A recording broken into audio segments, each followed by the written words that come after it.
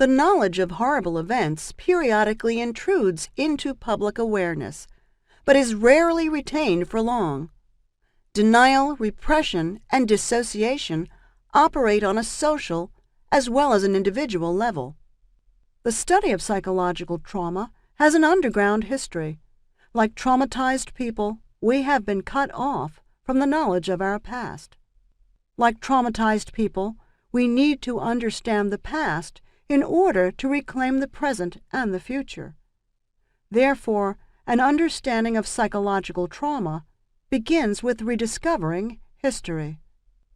Clinicians know the privileged moment of insight when repressed ideas, feelings, and memories surface into consciousness.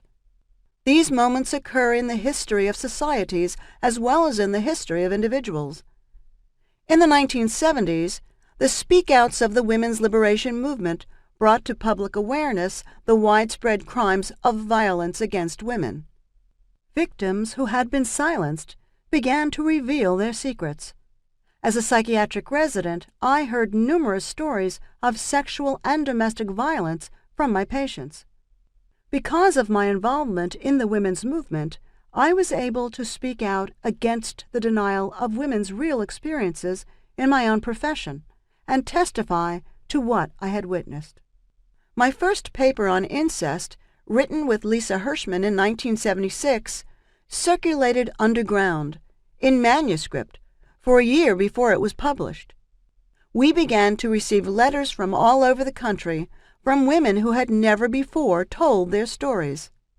Through them, we realized the power of speaking the unspeakable and witnessed firsthand the creative energy that is released when the barriers of denial and repression are lifted.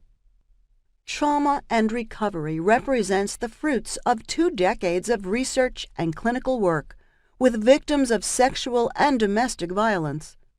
It also reflects a growing body of experience with many other traumatized people, particularly combat veterans and the victims of political terror. This is a book about restoring connections between the public and private worlds, between the individual and community, between men and women. It is a book about commonalities between rape survivors and combat veterans, between battered women and political prisoners, between the survivors of vast concentration camps created by tyrants who rule nations and the survivors of small, hidden concentration camps created by tyrants who rule their homes.